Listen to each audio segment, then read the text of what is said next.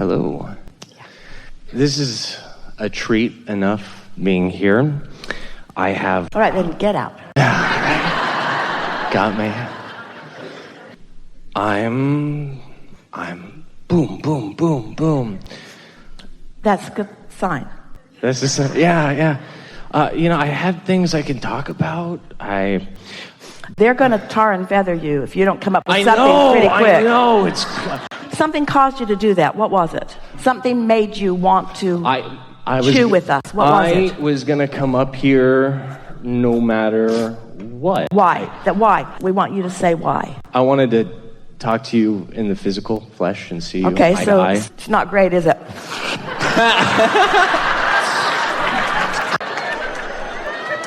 There's nothing wrong with that. Sometimes you want confirmation that you're seen, and you're seen. You light it up in a very bright way. What that means, when we see someone that lights up like you, we're lighting up. It means that you've got desires, but you've got expectation that are so close. There's nothing in the way of you. And that's what you want to hear from us. There's nothing in the way of you. You're wide open. Could you go a little deeper on that? Nope. That's fair. No. If you're not asking it, we're not giving it. The question that you did ask is, you wanted confirmation about why you got chosen, and that's it. Because you have... Well, I feel like... Oh, now it's coming. Oh, yeah, now you're going to stir some stuff up. Well, I discovered Abraham in like February, so this is new for me, and yet I've soaked my mind in this stuff. I've had previous 10 years of personal development stuff that I feel like some of it is like a thorn in my head. It's all helpful. Every bit of it was helpful. Don't discount any of it. Don't push against any of it. It all was part of the process of unfolding. It was all good and all helpful, and love every bit of it. Feel only appreciation for all of it. But you see, you are an ever-expanding being, so you will always be on the precipice of something more. You're not ever going to get it done. And that's the thing that we most want to say to you, because there's a little bit of insecurity within you. It's present within almost everybody that goes something like, I feel incomplete. And we say, get used to it. You always will be. That's why you've come. But we don't feel any strong wavering about what to do. We think you're pretty well tuned into your guidance system. About what to do? What do you mean by that? You said talk, and so I'm talking about things. Do you have a question? I could, yeah. Yes. We will give you 2 minutes for a question. Absolutely. I'm stuck between effective, like motivation action and inspiration action. You know the difference, though. I do know the difference. So what do you think got you in this chair just now? Motivation or inspiration? Do you think you tuned to us and then we saw you? Or do you think you demanded your place in this chair? That one. I feel like in my head I demanded being here. But see, here's the difference. Yeah. And that's why we're having this conversation. In this law of attraction-based universe, if you mean by demand clarity, then we'll go with it. If you mean by demand, I'm going to get what I want regardless of whether it's harmonic with anybody else, then it's not that way. So what you're calling the demand or the determination is just the clarity. It's the definiteness of purpose. It's the singularness of thought. Yeah, and I think what really got rid of some resistance to get up here was that for a while I was worried, am I going to say the right, do I have a question? Should I formulate something? You haven't even stepped close to the right thing. I know. We've just been antagonizing the life out of you ever since you sat down here. Because it's not about that. It's not about saying the right thing. It's about holding an intention and then letting the intention be satisfied. I feel like I've held a lot of intentions in my life that have just fallen apart. And that's because you thought you were holding the intention and you weren't. You were holding the intention for it and the awareness against it, and the intention for it and the awareness against it. And you're doing a little bit of that right now. The intention for it and the awareness against it. So it's just a matter of calibrating yourself to what you want. We're going to make a very strong statement to you, to all of you, but we really want you to hear this. There's just one thing you have to do in order to be or do or have any of it. Just one thing. You just have to desire it. But it takes a little practice to desire and then not fight against it with memories, with observations, with what you think other people think. But when you are pure in your desire, meaning You expect it. You want it and you trust it. You want it and you trust it. You want it and you know it. Then you're going to be pleasantly pummeled with those things that you've been wanting for a while. It's not unusual to not expect things to come when they haven't been coming. And that's why we incessantly, those of you who have been listening to us for a while, we just keep going back to the beginning. There's this law of attraction, and it is dominant. And this is a world of attraction only. There's no assertion. And what you are putting out is what's coming back to you. Pay attention.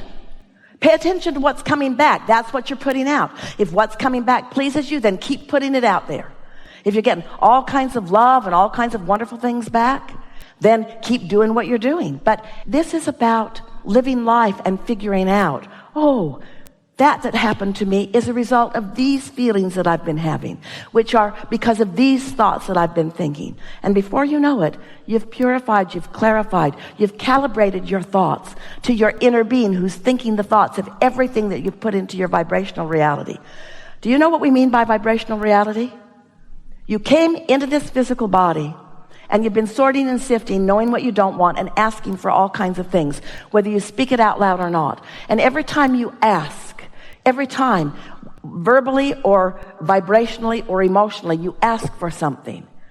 It is a vibrational emanation. It is a vibrational radiating. It is a vibrational oozing. It is a vibrational rocket that your inner being sees, follows, and tends to. And this culmination of all of these desires that you've been setting into motion equal a vibrational reality that is like a baby in the womb. It is gestating and ready to come out into the world where you can see it, but you have to be in the state of allowing yourself to see it. You've put so much there, but most people, they don't calibrate themselves to what's there. And you know why? You know why you don't calibrate yourself to the things that you have created and to the things that you want and to the things that you've asked for? We're not saying that you all don't. We're not saying that any of you always don't. We're just saying when you don't calibrate to what's in your vortex, you know why? Because you're calibrating to what's already manifested, which has nothing to do with it. It's like old news. It's like somebody saying, oh, I got a new job. And somebody saying, oh, what are you going to do? And you say, I don't know, but let me tell you about my last job. Well, how much are you going to make? Well, I'm not sure, but I didn't make enough on my last job. It's like what is or what has been is so stuck in your vibrational craw that you don't let yourself expect around it, even though your inner being has taken every detail that you've asked for in every phase of every relationship, in every phase of everything that you've lived. Everything that you didn't like caused you to ask for something different, and all of that your inner being has calibrated to and knows exactly how to lead you, wonderful you and all that you've asked for, to the details of all of that. And you all say, good, let's go, and let's go now. And your inner being says, let's savor it. Let's milk it. Let's live life. Let's let life show you all of these things that you want in this delicious way, and this delicious way, and this delicious way. So we have some questions for you. They're really easy questions. And if you get it wrong, we'll guide you to the right answer. Would you rather listen to the knowing of your inner being, who was with you before you came into this body and has stayed with you all along, and who knows every hope and dream and wish that you've asked for and is calibrated to it and has been part of the gathering of all the cooperative components? Sort of a leading question here. Would you rather ask for guidance and advice from your inner being or from your brother or cousin or person you used to work with? Inner being. Final answer. Then why don't you? The difference is because this you have to tune to feel it, to see it, to hear it. This is out there, bold and loud, full of advice. There's some people thank you. I thought you were going to smack me with it. This is called distraction. We're trying to distract you from your discomfort. Now you're appropriately hypnotized. So thank you. Yeah, I look at manifestations from people like my brother or my father, and I think, well, they're doing something that I want to do or achieving a result, so maybe I should listen to them. Oh, my brother's into this form of personal development, and he highly recommends it. Oh, it's a wonderful thing to ask them what they think. But as you're collecting the data from others, weigh it against what your inner being thinks about it. Because while it may have been the perfect path for them, your inner being knows whether it's the perfect path for you. Because in your vortex is a unique pile of intentions and desires and preferences that are not the same of anybody else's. And so you can certainly ask, but weigh how you feel when those answers come against how you feel when the answers or the inspiration comes from your inner being. I assume weigh how I feel when I'm asking questions as well, right? If I'm in a negative state or not connected to source, then what's the point of asking the question? That goes without saying. You know that. If you're in a bad mood, you're not going to get anything back that you can trust. Nothing. So what you want to say to somebody is, I'm in a terrible mood and I'd like your advice, but none of it's going to be meaningful to me because I have no way under these conditions evaluating the appropriateness of what you're going to say to what I really know. So this is just going to be an exercise in futility, and you're probably just going to be annoyed with me. I'm already annoyed with you. No. Calibrate yourself. The first conversation that we had with our friend is get yourself ready for the world. Calibrate to who you are and then. Calibrate to who you are and then. Then it's easy. Then it's easy, isn't it? Then it's easy. Fall out of calibration pretty quickly and easily. Maybe I shouldn't say that. Oh. Well, it doesn't matter what you say, it's how you feel. And if that's the way you feel, you're not ever wrong in the way you feel, but it is guidance, you see. So, you looked a lot brighter when you were over there. But it's because this conversation has activated within you your insecurities. Well, and that's why I got up here in the first place, because I was thinking in my head months ago, I don't want to come up with the question because I've noticed when I try and figure out a question, I start to lose connection for some reason. You're way. We love you so much, too much in your head. Yes. And the reason you are is because you're an entertainer and you care what they all think. Yeah, totally. Yeah. She's and right. what they're thinking right now is they'd like you to go so they can come.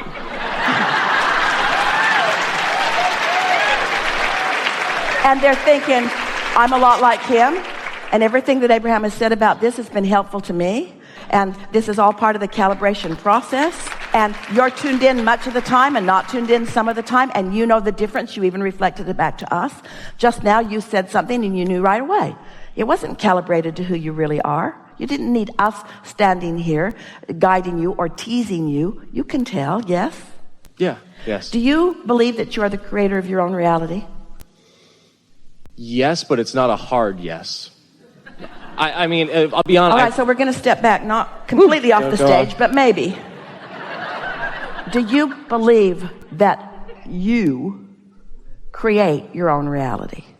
If you can't say yes to that fundamental, that you create your own reality, then you better ask the entire world what they think about everything. And you better get the most awesome computer system going so that you can take all of that data and synthesize it and have it spit out some rhythms for you so that you don't bother with that, because that won't work. You don't know that you create your own reality? I do. No, you don't. Well, exactly. So why badger me into having to... So I keep going back to... If you don't create your own reality, who does? Nobody's ever going to come to this hot seat again. I know. You'll be so afraid. If you don't create your own reality, who does? Who creates your own reality? Do you believe in law of attraction? Yeah. So there's a law of attraction that's responding to vibrational output.